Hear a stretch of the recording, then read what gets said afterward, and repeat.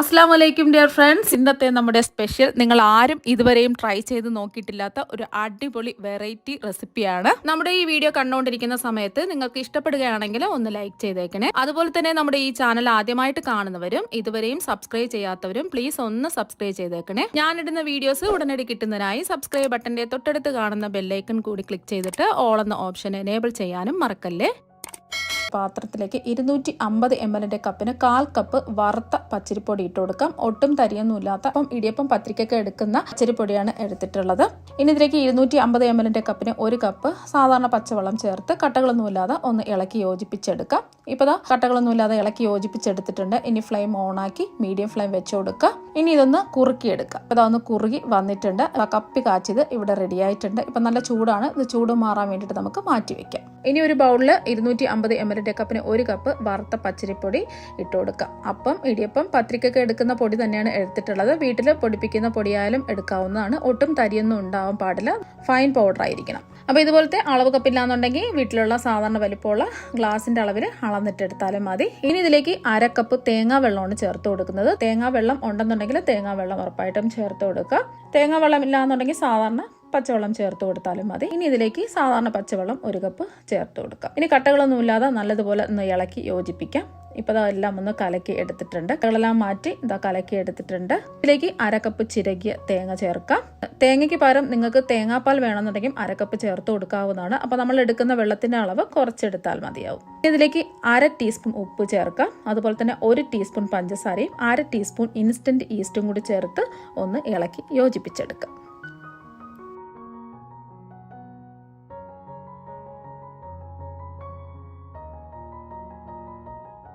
ഇപ്പോൾ ഇതെല്ലാം ഒന്ന് യോജിപ്പിച്ചെടുത്തിട്ടുണ്ട്.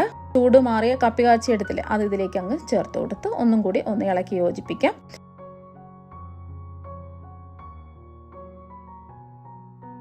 ഇനി ഇത് മിക്സിയുടെ ജാറിലേക്ക് ഒഴിച്ചു കൊടുത്ത് നല്ലവണ്ണം ഒന്ന് അടിച്ചെടുക്കാം.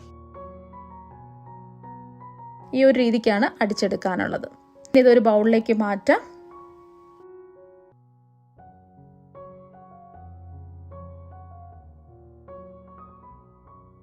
ഇനി ഒരു സ്പൂൺ വെച്ചിട്ട് ഇതുപോലെ ഒന്ന് ഇളക്കി കൊടുക്കുക.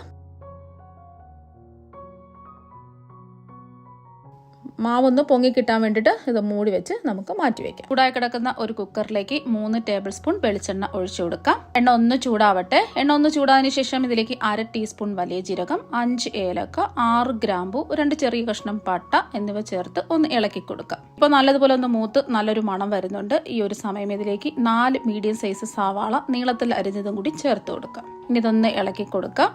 ഇനി സവാള പെട്ടെന്ന് വയന്ന് കിട്ടുന്നതിന് വേണ്ടിയിട്ട് 1 ടീസ്പൂൺ ഉപ്പും കൂടി ചേർത്ത് ഒന്ന് ഇളക്കി കൊടുക്കാം. ഈ സവാള എല്ലാം വയന്ന് ഒരു ഗോൾഡൻ നിറം ആവുന്നത് വരെ ഒന്ന് ഇളക്കി കൊടുക്കണം. ഇപ്പൊ സവാള എല്ലാം നല്ലൊരു ഗോൾഡൻ നിറം ആയിട്ടുണ്ട്. ഇനി ഇതിലേക്ക് 20 ചെറിയ ഉള്ളി ചതച്ചതും കൂടി ചേർത്ത്. ചെറിയ ഉള്ളി ഉണ്ടെന്നുണ്ടെങ്കിൽ ചെറിയ ഉള്ളി എടുക്കുക. ചെറിയ ഉള്ളി ഇല്ലാന്നുണ്ടെങ്കിൽ ഒരു സവാള അധികം ചേർത്ത് കൊടുത്താൽ മതിയാവും. ഇപ്പൊ ഉള്ളിയും കൂടി ചേർത്ത് കൊടുത്ത് ഒന്ന് വയന്ന് വന്നിട്ടുണ്ട്. ഇനി ഇതിലേക്ക് നമുക്ക് 2 ടേബിൾ സ്പൂൺ ഇഞ്ചി ചതച്ചതും 2 ടേബിൾ സ്പൂൺ വെളുത്തുള്ളി ചതച്ചതും പിന്നെ നമുക്ക് ഇതിലേക്ക് ചേർത്ത് കൊടുക്കുന്നത് 3 പച്ചമുളക് ചതച്ചത് ചേർത്ത് കൊടുത്ത് നല്ലതുപോലെ ഒന്ന് ഇളക്കി കൊടുക്കാം.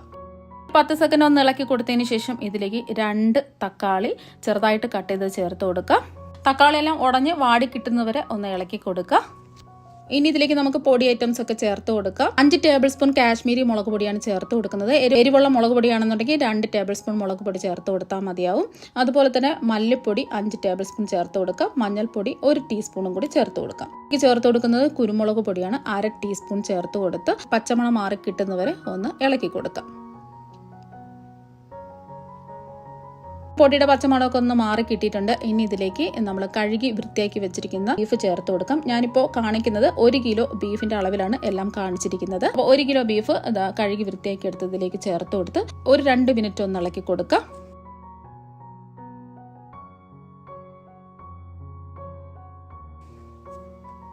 ഇപ്പോൾ 2 മിനിറ്റ് ഒന്ന് ഇളക്കി കൊടുത്തതിന് ശേഷം ഇതിലേക്ക് ആവശ്യത്തിനുള്ള വെള്ളം ചേർത്ത് കൊടുക്കാം. ഞാൻ തിളപ്പിച്ചെടുത്ത 1 കപ്പ് വെള്ളമാണ് ഇതിലേക്ക് ചേർത്ത് കൊടുക്കുന്നത്. 250 ml കപ്പിന് 1 കപ്പ് തിളച്ച വെള്ളമാണ് ചേർത്ത് കൊടുക്കുന്നത്. അപ്പോൾ ഒരുപാട് വെള്ളം ചേർക്കരുത്. ഇത് ബീഫിൽ നിന്നും കുറച്ചും കൂടെ വെള്ളം ഇറങ്ങി വരും. നമുക്ക് കുറച്ച് ചാറോട് കൂടിയുള്ള ഗ്രേവിയാണ് വേണ്ടതെങ്കിൽ ഒരു 1/2 കപ്പ് വെള്ളം കൂടി ഒഴിച്ചു കൊടുക്കാം. ഇനി ഇതിലേക്ക് നമുക്ക് ആവശ്യത്തിനുള്ള ഉപ്പും കൂടി ചേർത്ത് കൊടുക്കാം. സവാള വഴറ്റുന്ന സമയത്ത് നമ്മൾ 1 ടീസ്പൂൺ ഉപ്പ് ചേർത്ത് കൊടുത്തു. ഇനി ഒരു 1/2 ടീസ്പൂൺ ഉപ്പും കൂടി ചേർത്ത് കൊടുക്കാം. അവരവരുടെ അളവിനനുസരിച്ച് ഉപ്പ് ചേർത്ത് കൊടുക്കുക. അതുപോലെ തന്നെ ഒരു പ്രത്യേക ടേസ്റ്റ് കിട്ടുന്നതിന് വേണ്ടിയിട്ട് ഇതിലേക്ക് ഒരു 1/2 ടീസ്പൂൺ പഞ്ചസാരയും കൂടി ചേർത്ത് കൊടുക്കാം. തികച്ചും ഓപ്ഷനിലാണ്. ഇതും കൂടി ചേർത്ത് കൊടുക്കുമ്പോൾ ഒരു പ്രത്യേക വെറൈറ്റി ടേസ്റ്റാണ് ഈ ബീഫ് കറിക്ക് കിട്ടുന്നത്.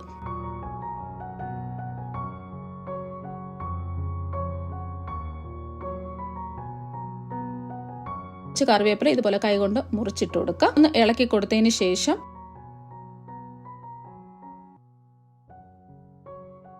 നമുക്ക് കുക്കർ മൂടി വെച്ച് മീഡിയം ഫ്ലെയിമിൽ 7 വിസിൽ കേൾക്കുന്നത് വരെ ഒന്ന് വെയിറ്റ് ചെയ്യാം. അപ്പോൾ 7 വിസിൽ കേട്ടതിന് ശേഷം ഇതിൻ്റെ ആവിയെല്ലാം മാറിയിട്ടുണ്ട്. ഇനി നമുക്കതൊന്ന് തുറന്ന് നോക്കാം. ഇപ്പോൾ ബീഫെല്ലാം നന്നായിട്ട് വെന്ത് കിട്ടിയിട്ടുണ്ട്. അപ്പോൾ ഇങ്ങനെ വേണമെന്നുണ്ടെങ്കിലും എടുക്കാം. ഞാൻ കുറച്ചും കൂടെ ടേസ്റ്റ് കിട്ടുന്നതിന് വേണ്ടിയിട്ട് ചൂടായി കിടക്കുന്ന ഒരു പാനിലേക്ക് 1-2 ടേബിൾ സ്പൂൺ വെളിച്ചെണ്ണ ഒഴിച്ചു കൊടുക്കുക. എണ്ണ ഒന്ന് ചൂടാതിന് ശേഷം ഇതിലേക്ക് 1 ടീസ്പൂൺ വലിയ ജീരകം പൊടിച്ചതും 1/2 ടീസ്പൂൺ ഗരം മസാലയും കൂടെ ചേർത്ത് ഒന്ന് ഇളക്കി കൊടുത്ത് അതൊന്ന് മൂത്ത് വരുന്ന സമയത്ത് നല്ലൊരു മണം വരും. ഈ ഒരു സമയത്ത് നമ്മുടെ ഈ ബീഫ് കറി ഇതിലേക്ക് അങ്ങ് ഒഴിച്ചു കൊടുക്കാം. ഒഴിച്ചു കൊടുത്തതിന് ശേഷം നല്ലതുപോലെ ഒന്ന് ഇളക്കി യോജിപ്പിച്ചെടുക്കുക. ഈ ഒരു സമയം ഉപ്പൊക്കെ കുറവുണ്ടെന്നുണ്ടെങ്കിൽ ഉപ്പ് ചേർത്ത് കൊടുക്കുക. ഇപ്പോൾ നല്ലതുപോലെ ഒന്ന് കുറുകി വരുന്നവരെ ഒന്ന് ഇളക്കി കൊടുക്കുക. ഇപ്പം നമ്മുടെ ബീഫ് കറി നല്ലതുപോലെ ഒന്ന് കുറുകി ഒന്ന് റെഡിയായി കിട്ടിയിട്ടുണ്ട്. അപ്പം നല്ല അടിപൊളി ടേസ്റ്റാണ് കഴിക്കാൻ വേണ്ടിയിട്ട്. അപ്പോൾ ഇത് എന്തിൻ്റെ കൂടെയും നമുക്ക് കഴിക്കാവുന്നതാണ്. ഇനി ഇത് ഒരു ബൗളിലേക്ക് മാറ്റാം.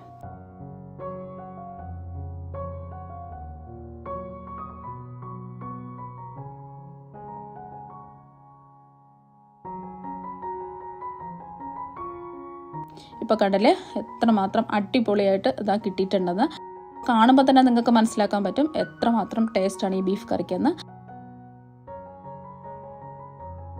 ഇപ്പം നമ്മൾ മാവ് റെസ്റ്റ് ചെയ്യാൻ വെച്ചിട്ട് 1 മണിക്കൂർ ആയിട്ടുണ്ട്. ചൂടുള്ള കാലാവസ്ഥയൊക്കെ ആണെന്നുണ്ടെങ്കിൽ 1 മണിക്കൂർ മതിയാകും മാവ് പൊങ്ങിക്കിട്ട്. തണുപ്പുള്ള സ്ഥലമാണെന്നുണ്ടെങ്കിൽ 1 മണിക്കൂർ കൂടുതൽ എടുക്കേണ്ടി വരും. ഇപ്പം മാവ് ഡബിളായിട്ട് പൊങ്ങി കിട്ടിയിട്ടുണ്ട്.